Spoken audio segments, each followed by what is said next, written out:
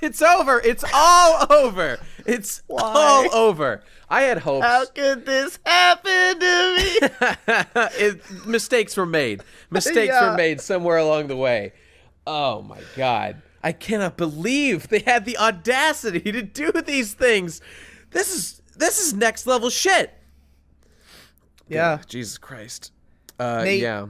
This is the worst episode of anime I've ever seen. Really? Yeah, you go that far? It's up there. It's up there. It's the sheer strain on my credulity is enough to rip a fucking wormhole in the fabric of time and space. For it's compounding the retarded logic that's already been put in place and just taking it to the nth degree. Yeah, it's this is nuts. This is honestly amazing. It's honestly amazing to watch. This was the angriest I've gotten at anime, wow. in a long the last time I remember being viciously angry, the way I was watching this was like watching Asuna get raped in Sword Art Online.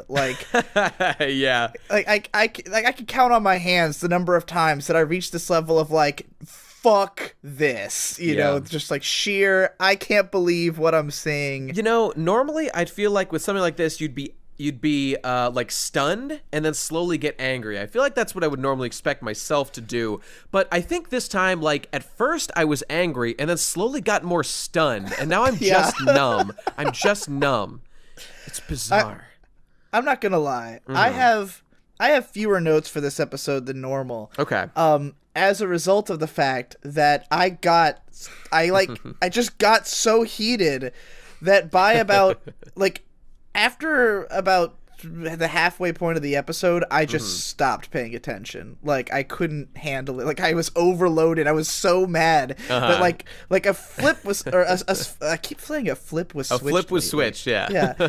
A flip was switched in my brain, and I just couldn't process the show anymore. I was too. It's like a defense mechanism. My brain shut off and was like, "Don't pay attention to this anymore because this isn't healthy." Understandable. Did you see the picture of my notes I tweeted a bit ago? No, I didn't. In the middle of the OP, I tweeted out what my notes look like. I'll give you a link. I'll put a link to this in the in the video's description as well. Just because. This is still what my notes look like. I didn't have enough space left after this to I'm Googling it as well. Here's my notes as of the OP. Whoa, okay. Oh, yeah, that's how I feel as well. I use a thing in my notes, these giant asterisk lines, and normally it's to make me remember when there's an important thing I need to mention. And I've got one that's 10 lines long of of all these fucking asterisks in a row, 10 lines of asterisks all the way across, which is half the page of notes. So yeah, I've got important things to say. Okay, so for the people in our audience who don't watch Eromanga Sensei, or for the people who for some reason don't interpret the show the way that we do and maybe don't feel the same way, they probably have no idea what we're talking about. I know there's lots of people out there, at least a bunch have been saying they prefer to just listen instead of watch the show, which I encourage them to do. Well, I think we've given them some foreshadowing. Yeah, I'd say so. So first of all, I just want to say about this episode in general that there's sort of a major shift that happens here, I think, in the tone of the show. And I think it's obvious we're moving on to book 2. This has that we've started over, let's do the next plot kind of feel to it, you know. Clearly the big dramatic reveal that she is in love with someone at the end of the previous episode was the big book 1 ending twist. Dude, imagine buying that book and getting to the end and reading that and then just sitting there with your finished book and just being like, what the fuck? Why did I spend money on this piece of shit? Yeah, I'm sure everyone loved that. So, but the major shift I saw in this, in terms of what the story is, it's exactly what it's been. It's just a bunch of boring conversations, characters standing around, fucking just memeing it up. But this was the moment where this became pornography. Yeah. Like, yeah, this show, you know what this show reminds me of? Is Kiss X Sis. You've seen that, right? Yeah, I've seen it. Sure. Yeah, I see that. Like, it just reached a level of non-stop fan service. Like, that, like, to the point that it started to fucking creep me out a little bit. Like, just that the approach it takes to showing Eromanga sensei, what's her name, Izumi? No, it's like Sagiri. Sagiri, whatever the fuck. Is he Izumi? Is that his name? That's his, yeah, he's Izumi, yeah. Okay. Sagiri, the approach the show takes to showing her is just like every time she's on screen, it takes a voyeuristic angle on her. Every no fucking time. There's no normal shots of her anymore. There's no shot of her just being herself. And that's true of like every female character that shows up in the show now. Every single one. It's like the classmate at the end of the episode. Like that was just I felt that was inappropriate. I don't want to see that shit. It's too much. Yeah, it got weird. His classmate girl who works at the bookstore, she like slides. She's just dressed in her work clothes, but she slides into frame, and the most shittily animated boob jiggle. The boob movement. It was fucking weird. It was so bizarre. I couldn't believe they were doing it. It blew my mind. It didn't like. They didn't move naturally. It looked like it felt like a Flash, like if they animated it in Flash and they just like moved the puppet up and down, like her boobs just kind of go like whoop. Like there was one shot there's one shot I noticed in particular. It's because this anime is shittily animated in general, where like it was attempted to do the boob jiggle, but like only one, like her profile was where like you could see the boob, the other part like wasn't drawn on, and so like the boob jiggle was to like move the line of her profile like back and forth, like not doing any kind of like bouncing motion. God, it was the worst boob jiggle I've ever seen in my entire life. It's garbage. I think when you first said boob movement, I think that describes it better. It's not a jiggle. There is no jiggle. Her boobs did move, but would anyone in the world be turned on by this? Would anyone find this like an appealing animation? These animators had to know that this was garbage, and they turned it in anyway. They were like, "This is fine. Like, we'll get a C on this. Just turn it in. We'll pass." And you know what? It's probably true, because you fucking idiots out there are going to eat this shit up and talk about how great it is and how much you love. Oh, everyone's so lewd. It's great. These girls, I wish they were in real life. They'd be my girlfriend. Fuck off. Kill yourself. Not the people who listen to this, but the people who don't listen to this are probably those kind of people. So, the start of this episode, there was just this compound of elements that was really creepy to me. Because the episode starts off and Sagiri's on her bed, and it's showing her from all these, voyeuristic camera angles. We've got all the down the shirt shots that they love doing in this. She's wearing the big fluffy pajamas, and she's on her bed, and she's just like making all these squeaky noises, but it sounds like she's making baby noises. It was bewildering. She's just like kind of like rocking on her bed and making baby noises, and the music that it's playing sounds like baby music. Like it sounds like something that'd be playing from like a mobile over a crib.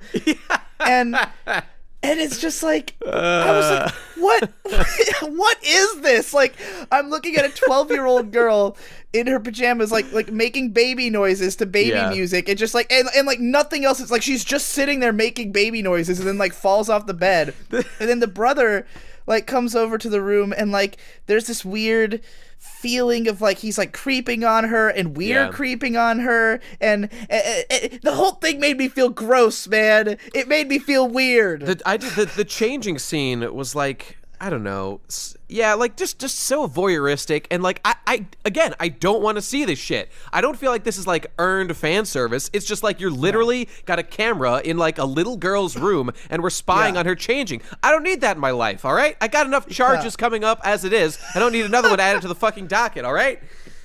I mean, look, God, I would describe myself as a lolicon man. Right. Not a lolicon, a lolicon man. You need the man on. Important distinction. Yeah. And like I just find this weird. Like it's not appealing to me. It just comes off as creepy because of the fact that it's like it's taking this extremely fetishistic thing and then pretending like it's not. by having it just like in a normal show. You know, like this show, it's like playing jump rope with the line between pornography and not, to the point that like I don't honestly know what this show is. Like, is this supposed to be porn? And if so, why wouldn't I just go watch porn? Right. You know, right. Why do I need this? These girls aren't even that cute. It's not well animated or anything. Like, ordinarily, the best thing about like fan service anime is that it has better animation than porn. Because it can reach a broader audience. They're expecting more people to buy it. They can put more effort into it. You look at a show like I don't remember what the fuck that show is called. There was one sister show like that had really great character designs and incredible animation and like the raunchiest fan service in TV anime history. Terrible show, creepy, but had great fan service. So it was like actually worth watching as pornography because it was. This show's not, you know. So I'm looking at this scene and I'm like, is this meant to cater to like a specific infantilism fetish? Because that's what it felt like. Like, what else is this scene if not for like, if you are really hard on this particular, like this is outright fetish porn. This is not just a story anymore. Because this is in service of nothing other than the audience gratification. You know, like all this is fan service now, like meaningless, empty, vapid fan service. That's right. That's, you know, that like if you can get off on it, good for you, I guess, but not doing it for me. Especially, and it's in particular, it's quite clearly just that. Because there's a let me see, does this happen immediately afterward? But soon after this, when she like comes out of a room finally, I mean, first of all, there's another creepy scene of like, okay, so now, like, we are aware as the audience that he is in love with her, and it is now made clear, like, even if it wasn't already, that she definitely is in love with him. Like, the show is making no attempt to hide that fact anymore. So we understand that now. But, like, so she wears this, like, I guess, sexy outfit, and is then, like, I don't know, like acting embarrassed about wearing it despite choosing to wear it, clearly in a way to like entice her brother, because she's into that shit. Yeah. And that's all totally fine.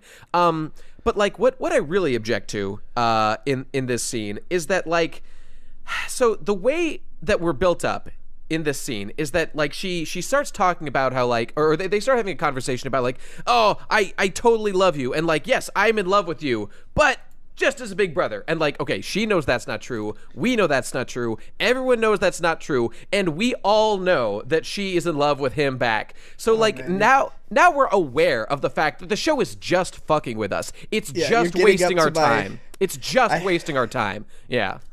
I don't want to get into that just yet. I have a few more notes before we get there. Just something about that opening scene with the creepy children's music and the baby noises, and then she like crawls up to the door.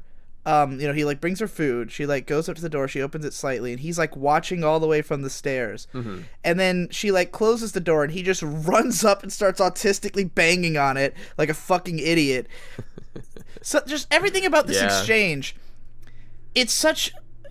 I don't know. Maybe this is because I was just reading like an academic book about anime that goes into like lots of gender politics and stuff like that. But something about this like the nature of this show, like what this guy is. Like, this is a show about a guy trying to fuck a little girl. Absolutely. Right. And she is there to be the everything about this scene, like she almost has no agency in this. Like we are the voyeur. We are here to do this. We are here to try to egg this girl out, that we watch her from a distance. She's like a wild animal that we're trying to lure into a trap. You know, that's how I felt watching it. Like, he's literally laid out the honey and is watching from a distance with his gun, you know, waiting for her to pop out. And she pops out and she doesn't say anything, like a deer, like a deer who's, oh, I smell food. Oh, is it safe? And then she sees the gun and she shies away. And he's like, oh no. And then he just rushes up and come out. I want to fuck you. What are you doing? The intentions are important here. And like he has this. So like he wants to like talk to her about a project or whatever the fuck, but like us as the audience, like we are the criminals in this scene. We're the ones like spying in on this girl in a way that like she didn't ask for this shit. I don't want to see this. This is not okay. I don't know. I don't like this. I don't like being in this position as an audience member. It's uncomfortable and it's bullshit. And this weird shit where she's like, like, yeah, wearing the outfit and like simultaneously acting like she doesn't want to be, even though she's literally wearing it to seduce him. But then she's like, don't stare at me because it's cuter if she's not into it, like, I want it to be risque. Yeah, it's skeevy. She's split the line. Like, she's on the one hand she's like the embarrassed Emoto, and on the other hand, like, she's just a big slut. She is both of those things at once. Yeah. So then we get to the outright confession. Yeah. And this is where I started screaming. I literally screamed out loud for a considerable, like a couple minutes here. So the main character, he says, in no uncertain terms, I am in love with you. And then she's like she's obviously taken with that. She's glad about it. Then he says, but I'm going to act as your brother because sibling relationships aren't allowed. And then she gets mad, and she tries to clarify. When I said I was in love with someone, that's enough, little lady. That's enough out of you. Oh my God. Why? Yeah. Why? They weren't even building to anything. Dude, they just... That's the thing. Okay, what this is clearly, the show now thinks this is funny. It thinks it's funny to keep doing this. That is clearly what's going on here. But it's not funny. I'm already bored. I was bored 3 episodes ago. Come on. Yeah. It's unbelievable that they would just show the hand. Like, I mean, at the very least, just like pretend they don't know. At least do that. But like, when it happened, we were mad because we thought this is what the show was doing. Right. We were like, okay, it's obviously just creating a misunderstanding. Mm-hmm. But I thought that maybe there was going to be more to why Sagiri said it that way. Like, maybe she didn't want to admit it yet. Maybe she was having, she wasn't quite ready, or she had some other kind of plan that was going to come out later. Right. No, she's just a fucking idiot. She just said it wrong. And you know what? She's mad at him for not getting it when she said it wrong. Dude, Why didn't she just say, oh, I'm in love with you? That's true. But, I mean, and that was totally true last episode. But this episode, she's making a concerted effort to get past that shit. Now it's all on him. Now he's being fully retarded. And, oh, it's just, yeah. How long are we going to do this? How long are we going to pass this back and forth between these two fucking people? Because she gets so mad, she turns up her volume on her speakers all the way and screams, Baka! And I'm like, no, it's you! This is your fault! You did this! She did create the situation. That's true. Dumb cunt. And apparently, I guess she never even really meant to say it like that way. Like, she never meant to mislead. She's just retarded. I don't know. Yeah, she just said it in the stupidest possible way and can't believe that he would not understand her true intentions. And I mean, that's she made an attempt to correct it and failed, and then doesn't make another attempt because she's just mad because her brother, did not get it the first time. So now she's pissed off. Like, I guess, okay, to a certain extent, you can sort of excuse this kind of behavior with, general teenage embarrassment and, angst. Like, they're not comfortable with their feelings. I don't want to confess anything. I'd be embarrassing. I don't know. We can do that all day. Except that they did it. They already went through with it. He's fully confessed to her. Yeah, he's out there. He's out. She knows. Yeah. She, in no uncertain terms, is aware that he's not only in love with her, but sexually, because he's making her draw pictures of erotic versions of herself. And later on, when he asks her, "Hey, I need you to draw sexy pictures of little girls," she slaps the shit out of him like she doesn't want his dick in her pussy. What the fuck? Come on, we know you're on board for this shit. What is happening? It's so all over the place when she is or isn't happy about it. Yeah. Sometimes he's like, yeah, I want to write about little sisters because I'm in love with my little sister. And she's embarrassed, but she's oh, she's clearly into it. And then other times she's mad about it. And it's just whatever. Whatever fits the scene. Totally whatever's funny today, God. I don't understand how it's possible that we can be in this situation where they literally... she literally knows that he wants to fuck her, and she wants the same thing, and she tried to admit it, but somehow it just isn't following up on that. The only explanation, and it is a real explanation that does sort of make sense, it's that the writers think that it's funny to keep them from getting together. They think this is a goof that they are I'm certain that that's what's happening, because it's there's no other way this makes any sense that this would ever happen. It's funny that there's a scene in this episode where it pays homage to Shakugan no Shana. Right. They show a picture of Shana and they do her urusai catchphrase, which is the worst. And the reason it's funny that happens is because at the end of season 1 of Shakugan no Shana, I might have told you about this before, in the very last episode of season 1, Shana's about to go fight the big final boss, she confesses her feelings to Yuji Everylead. His name's literally Yuji. Everylead. Yeah. Fuck yeah. So she confesses her feelings to Yuji Everylead, and he, then she goes off to fight. This first episode of season 2, he didn't hear what she said. Yeah, you have told me about that, and it's amazing. Hear it. He couldn't hear it. He couldn't hear her over the sound of the flames. Was that billowing. clear in the episode before that he couldn't hear? Was that made clear, or was that like a retcon basically? I think it might have. When the scene happened, I don't remember if we could hear it or if it was her if it looked like she was mouthing it. It was not clear that he couldn't hear it though. In season 2, that is the big reveal. Oh, I didn't actually hear what you said. Jeez. So let's just do it again. Let's just do everything we just did all over again. Fantastic. Exactly. Fantastic. So she won't confess again. She's just so mad at him for not hearing her the first time that she won't do it again. Bitch, it's not his fault. Yeah. God damn it. Okay. And ergo, I dropped the show because of that. Right. But this is even worse. Yeah, this is because worse. At least in Shauna's case, she did actually say it.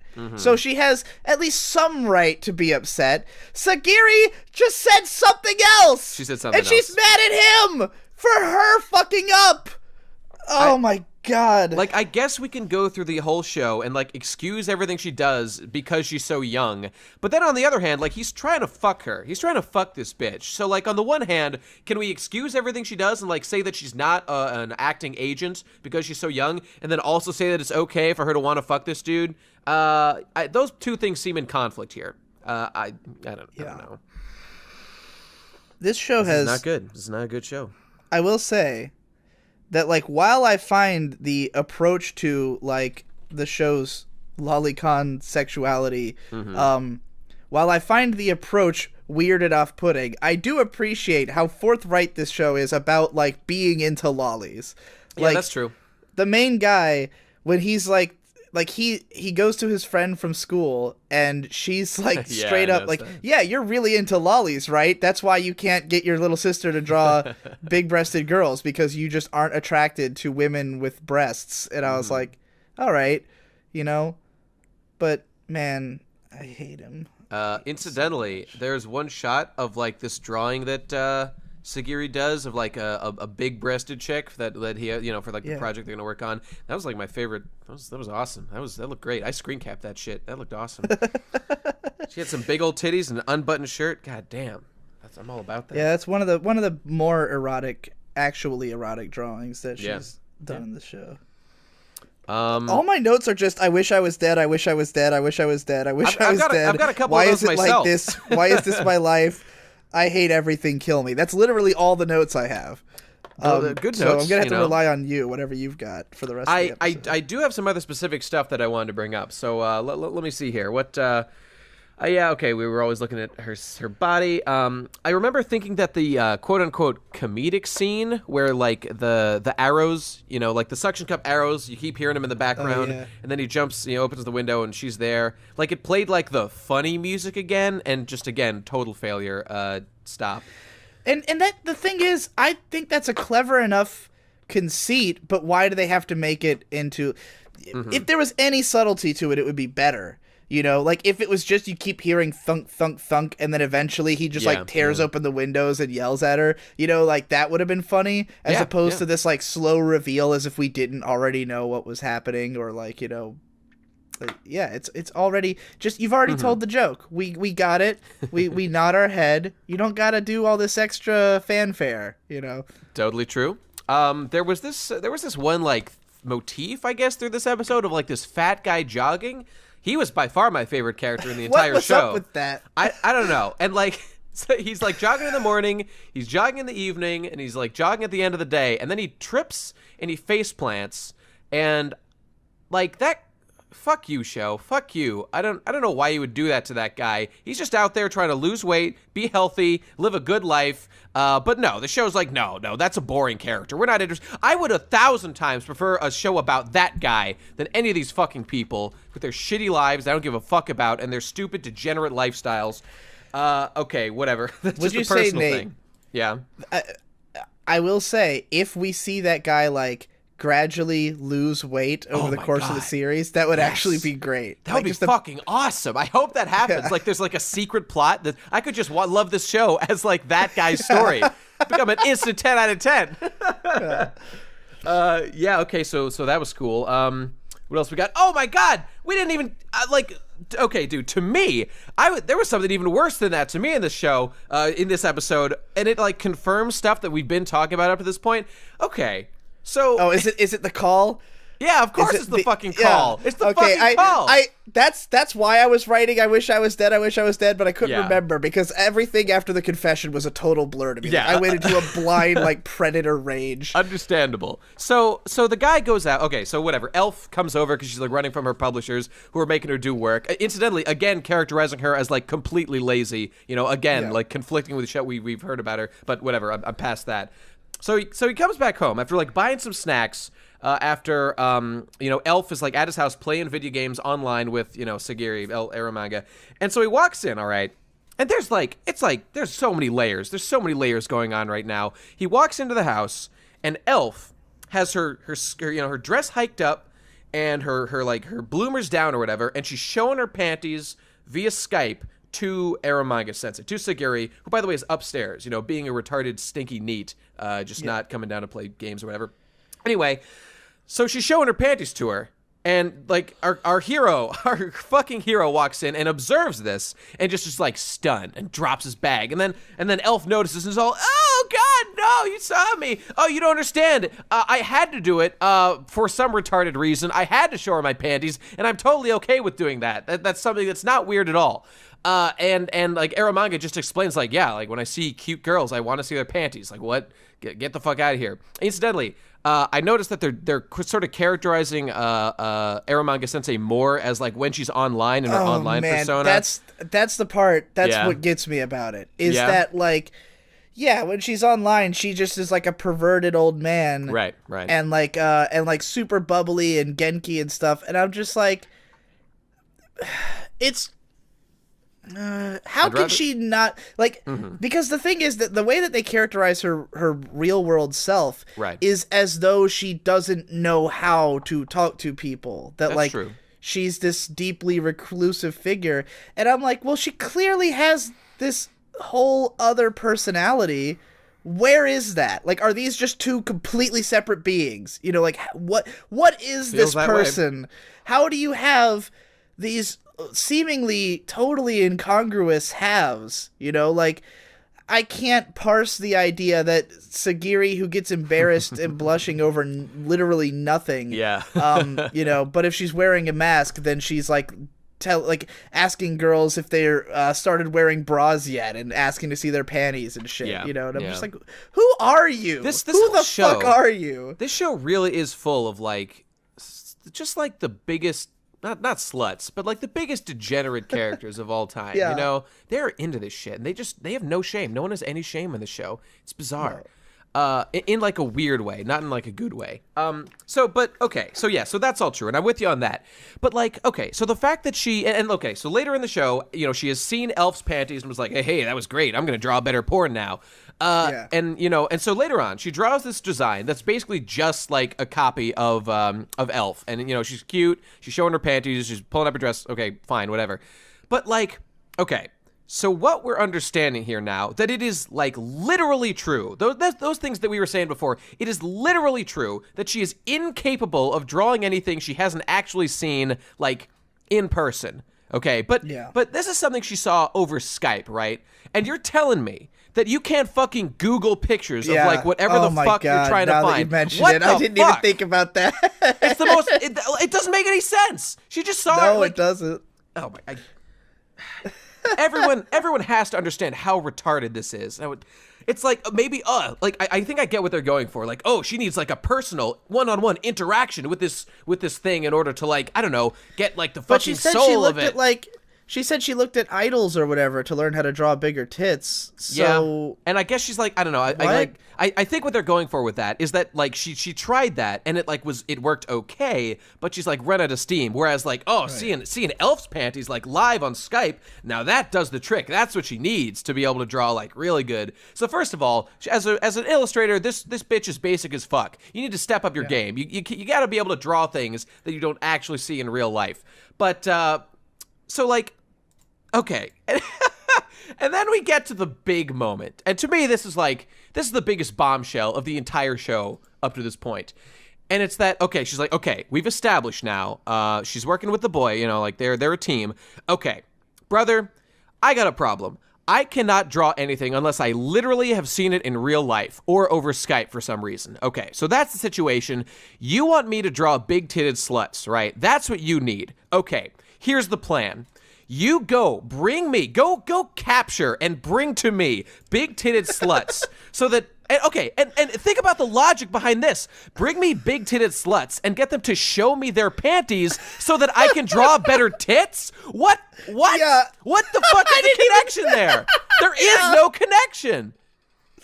yeah, why does she need to be able to see their like he It could doesn't make easily sense. like he tells his classmate girl like, hey, come let my sister draw you. By the way, she has to see your panties, and she's like, I'm not gonna show her my panties. And yeah, why did she have to? Wouldn't it make more? Okay, like this girl can draw panties already just fine. Like, and you can use any girl's panties, but she specifically says I can't draw big tits, so go get big-titted girls to show me their panties. What's the connection here? What is the fucking connection? Why not say I need them to show me their tits, like show me their bras? At least that would make sense. Like that would I would understand at least what's going on. And I mean, I'm not even getting into the whole like fucking bizarre like rat trap that this guy is setting up to capture women to bring them back here. This is going to a dark place, dude. This is going dark.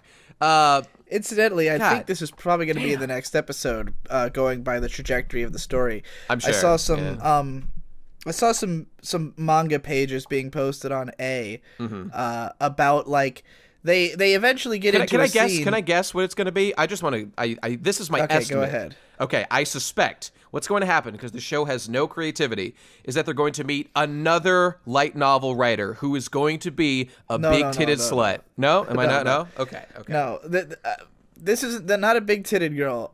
It's what they're gonna do with orange-haired Megumi. Right. Okay. What they're gonna do with her.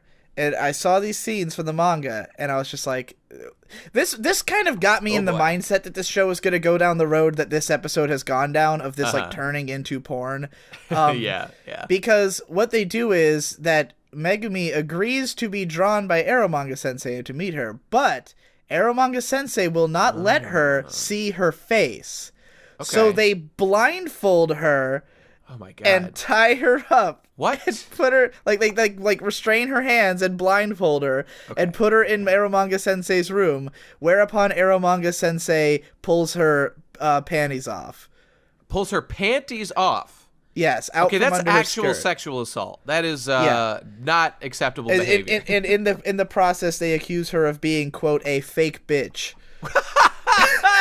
Which I actually thought was hilarious. Heck yeah, that's great. Because they're accusing her of pretending to be a bitch. Like she is a literal, she is a fake attempt at being a bitch. Oh, the Japanese kind of bitchy. Yeah, okay. I'm actually on their side on that argument, but pulling off their panties against their will.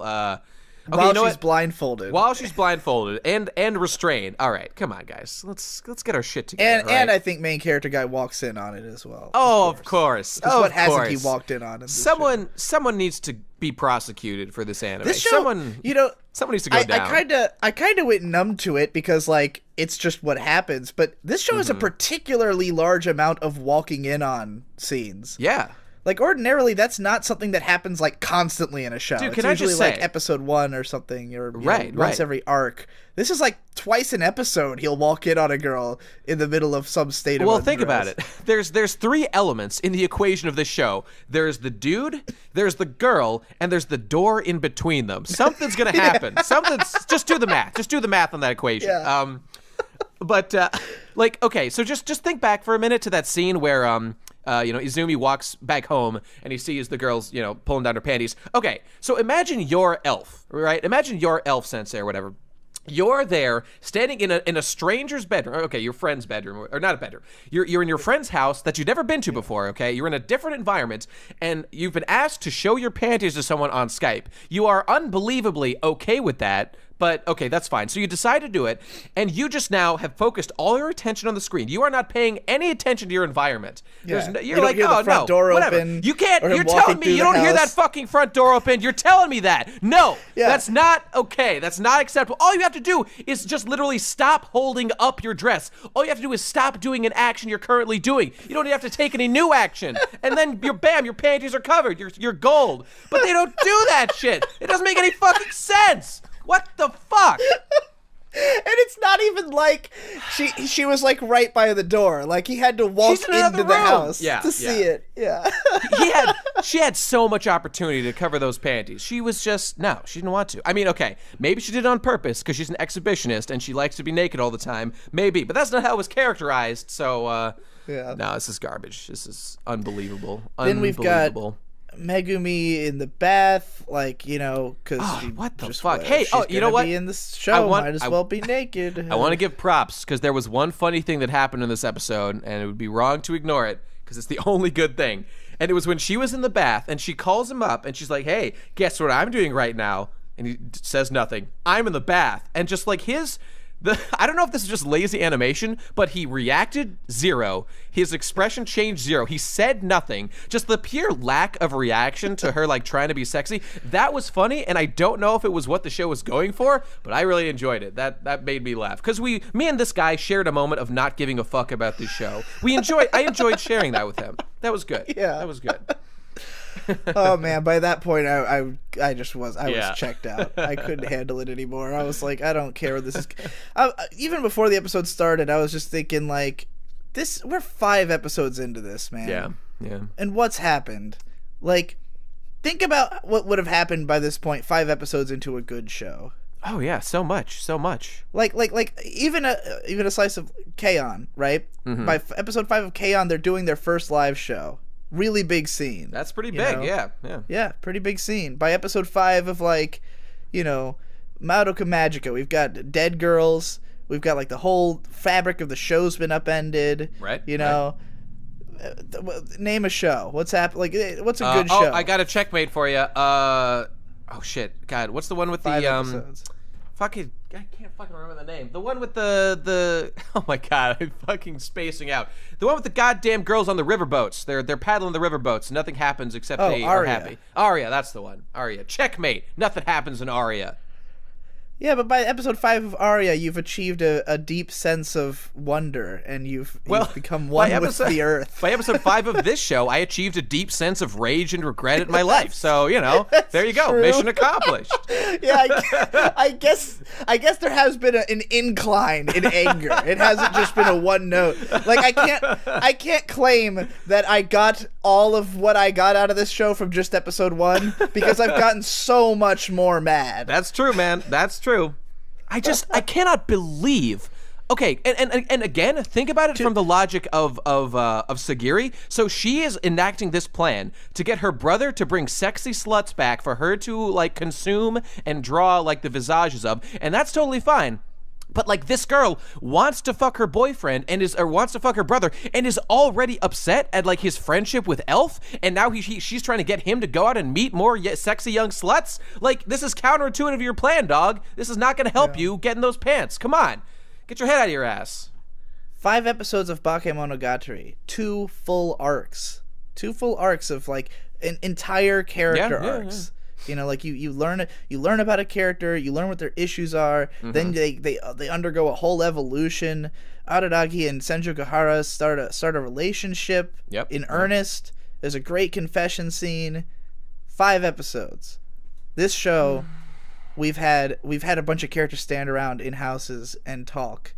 And then there was a confession, and it led to a misunderstanding that has reset the entire progress of everything. People out there are going to defend this, and they're going to say that, like, it's a joke. They're going to say that, like, this is all to play a joke on us. But that joke isn't funny anymore. That's the thing. That's the thing. I don't remember the lyrics. It's a Smith song.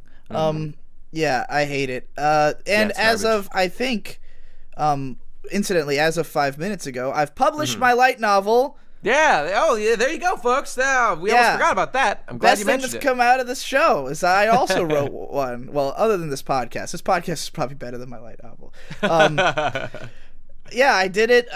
Last week I challenged myself because these guys were writing light novels. The characters were writing them in like a day. Right. So I was like, I'm going to write one in like a day. It took me a little bit more than a day, even though the title is, I wrote this light novel in like a day. It sucks that I hate it. The light gives you a lot of leeway there. You're good. Yeah. Well, the thing is, that's the thing. Like, it's a light novel, and those typically are 40 to 50,000 words, and I could not have written that in one night just on typing speed alone. Right. But like the characters in the show, the manuscripts they hold up don't look thick enough to even be that long. I don't know if they're intended to be really short light novels or if they're just the production sucks. But you know, I did what I could. I got it out. I said I'd have it before the next show, and I did. I just published the audiobook while we've been recording.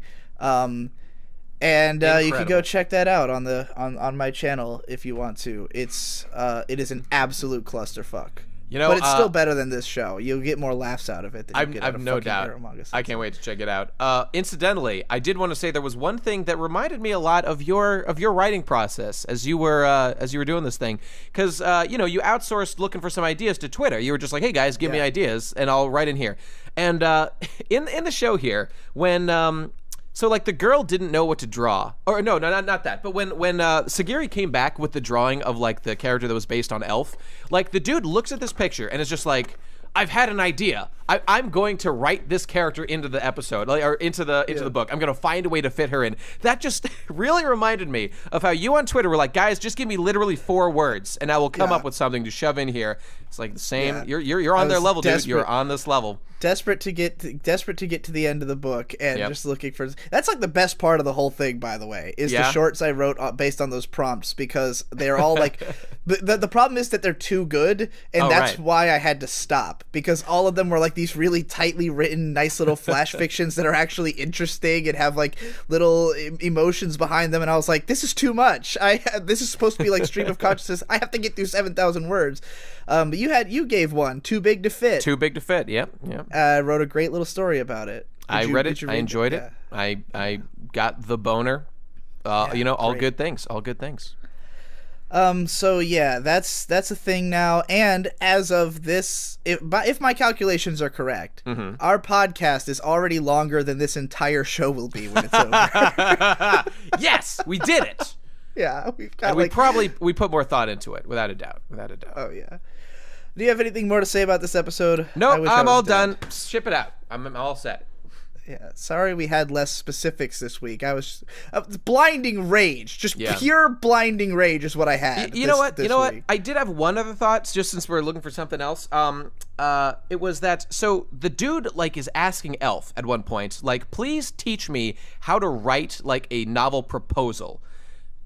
This dude has published a series. How did that happen if he didn't write a what's going on here? What's happening? I don't understand.